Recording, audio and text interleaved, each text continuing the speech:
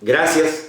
Ustedes ya me conocen, saben que no les miento, pero además saben que yo esta vez les voy a dar otro regalo, les voy a mostrar otro hecho de corrupción cometido por los gobiernos anteriores al de Evo Morales y, como siempre, la prensa encubriendo esos delitos. Ok, pero primero permítanme hacer algunas consideraciones de lo que ha sido la corrupción antes de Evo y la corrupción que también la hay en este gobierno, en el gobierno de Evo. Hay una diferencia, y ustedes me van a dar la razón seguramente, en que hay una diferencia cuantitativa y cualitativa en lo que ha sido la corrupción antes y lo que hay ahora. ¿Por qué cuantitativa? Quiero darles solamente un ejemplo. Ustedes lo pueden buscar en la prensa, ¿ya? En el periódico El Deber del 28 de febrero del 2002, en la página A21, dice el titular: Senado pide a la policía esclarecer defraudación de 2.000 millones de dólares. Ya, esta denuncia la hizo la Comisión de Hacienda del Senado Nacional a través de su presidente Armando Rosas, quien convocó al comandante nacional de policía, al general Walter Carrasco, para que coadyuve con la fiscal Alda Blanco en la recuperación de esos ingentes recursos. A su vez, el general Carrasco llamó y puso en sus manos el tema al comandante nacional de la PTJ en esos momentos. Ese director se llamaba Andrés Sánchez, el coronel Andrés Sánchez, para que tratara de recuperar esos recursos.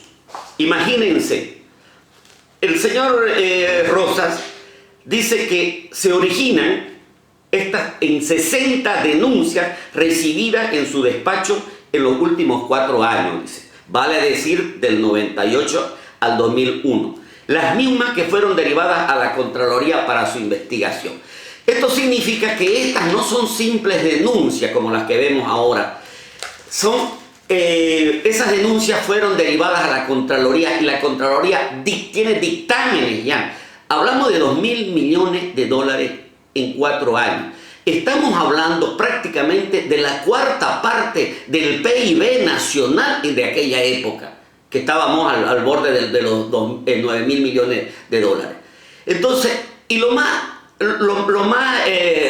ridículo en esto es que no había un solo detenido, no existió un solo detenido por estos temas. Estos temas que se relacionaban con algunos ministerios, además de aduanas, de impuestos internos, la renta, como se llama. Y de eso vamos a hablar enseguida, precisamente. Bueno, fíjense la diferencia. ¿Cuánta plata había? ¿Cuánta corrupción había? Y no había ningún detenido. Ahora, ¿por qué digo yo la diferencia cualitativa? Porque esa corrupción de aquella época era una corrupción institucionalizada, era una corrupción pactada, que precisamente comenzaba en la elección misma del presidente de la República, que se la hacía como no había un candidato que llegara a la mitad más uno, entonces tendría que hacérsela en el Parlamento Nacional y ahí empezaban los negociados. Entonces hay una gran diferencia entre la corrupción que había antes y la corrupción que existe ahora en este gobierno. Yo digo, los partidos políticos eran quienes protagonizaban la corrupción. La prensa la alcahueteaba y la justicia, ¿qué hacía la justicia? Taparle, echarle tierra. No pasó nada aquí. Aquí no había nadie, no hay culpables ni nadie. A ver si se puede recuperar algo o si no, nada. Por eso era que el país andaba de rodillas y con la mano extendida esperando quién nos daba la moneda. Entonces esa es la gran diferencia. Bueno, ahora vamos a un caso que les quería decir muy importante de corrupción, que precisamente fue en impuestos internos. Por esas cosas de la vida, por el año 2001, a mí me tocó investigar y además descubrir una organización del más alto nivel, una organización extralegal del más alto nivel, en que estaba comprometido el propio director nacional de la renta, hasta donde este humilde ciudadano llegó en la investigación, porque se había formado dentro de la Oficina de Impuestos Nacionales, se había formado esa organización que se dedicaba a la emisión fraudulenta de valores fiscales falsos. Esos valores fiscales se llamaban certificados de notas de crédito fiscal. Me comprometo que en el próximo video, para no confundir, vamos a hablar expresamente de ese tema. Ahora lo vamos a tocar un poquito nomás superficialmente.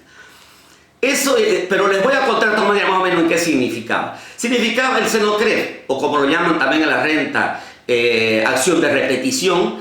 Es un mecanismo legal creado en el 1988 para hacer la devolución al contribuyente, ya sea empresa o sea persona particular, porque de repente pagó en exceso algún impuesto o algo así. Pero ¿qué hacían estos caballeros? Estos caballeros creaban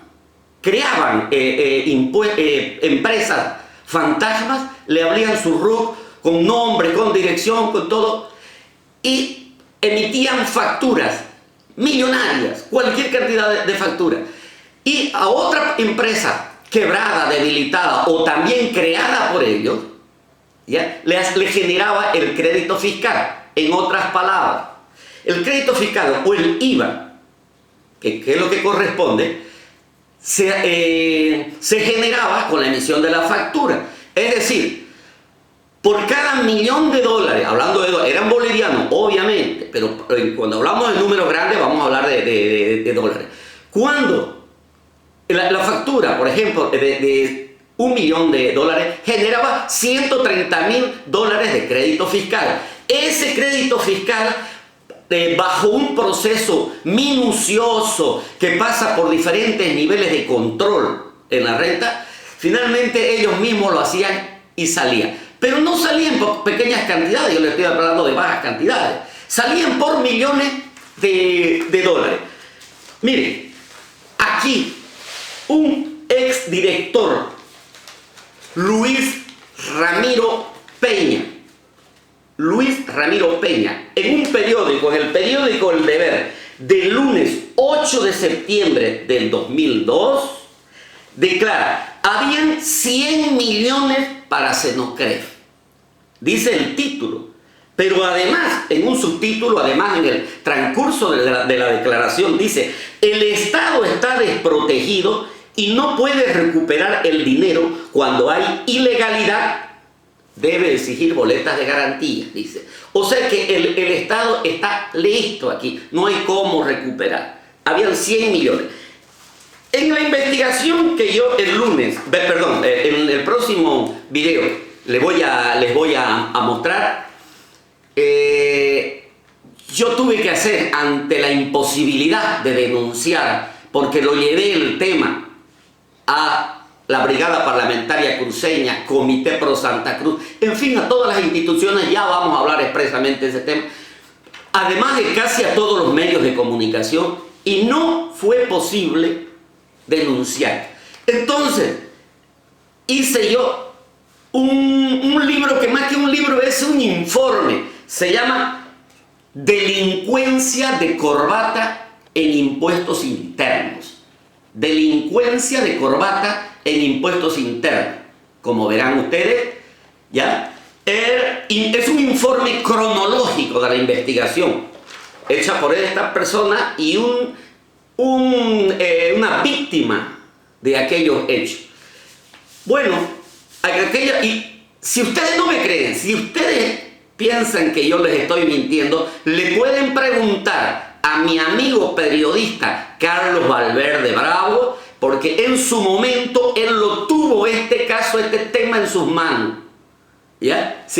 No me pregunten a mí por qué lo denunció, pregúntenselo a él. ¿Ya? Eran precisamente, la mayoría eran es gente de su partido político de él, con quien el Carlos, mi amigo Carlos, gobernó, era del MIR, de ADN, en fin. Bueno, él lo conoció perfectamente el tema, por si acaso. Ya lo vamos a profundizar. Pero yo lo que quiero ahora, como siempre, referirme al tema de la prensa. Este tema, después que yo hice los intentos por denunciarlo, yo quería hice la solicitud escrita a la brigada parlamentaria cruceña, el entonces presidente Edgar Chávez, en 3 oportunidades me la negó. Yo quería entrar con pizarrón, explicar el modus operandi, las personas, monto, en fin, todo, porque cuento con informes de Contraloría, inclusive los tengo todo ese respaldo. Entonces, al ver que no podía yo recibir la presión sobre mí de parte de todas las personas que estaban involucradas ahí, presiones por teléfono, una mía, mi familia, de una forma o de otra, dije yo esto lo largo y me voy al Canal 13 en el 2002, era unos días antes del carnaval, al Canal 13, Red 1 de Bolivia, en Santa Cruz, y pido hablar con el jefe de prensa. Resultó ser la señora Pamela Moreno. Ella trabajaba en ese tiempo jefe de prensa. En ese momento dialogamos, le muestro la documentación, ella lo consideró como periodista muy importante el tema y me dijo, yo le rogaría que usted venga después que pasen las fiestas de carnaval, porque este tema es importante y lo vamos a hacer. Además me dice, déjame esta documentación que yo la voy a consultar con otros niveles de administrativos aquí en el canal. Yo le dije que no había problema y de acuerdo. Volví después de unos 10 días aproximadamente después del carnaval. Ya era otra Pamela Moreno. Me dice que lo había consultado con sus jefes y era imposible hacerlo. Palabras textuales. Me dijo, nosotros no podemos hurgar el avispero. Este es un problema serio, es grave. Y usted es el primero que está corriendo con el riesgo de inclusive de su seguridad física. Yo le dije a ella, le había aclarado desde el comienzo, que si no lo entendía, porque es bastante abstracto el tema, bastante técnico, si no lo entendía yo iba a ir y lo iba a explicar ahí en cámara. Me dijo que mejor me aleje del tema y que era muy peligroso y muy delicado hacerlo. Como verán ustedes, ese es el accionar de esa asquerosa prensa que tenemos en Bolivia. Ya en el anterior video les mostré y les voy a seguir mostrando, tengo más todavía, pero por esta vez no lo quiero cansar, ¿ya? Así que hasta la próxima.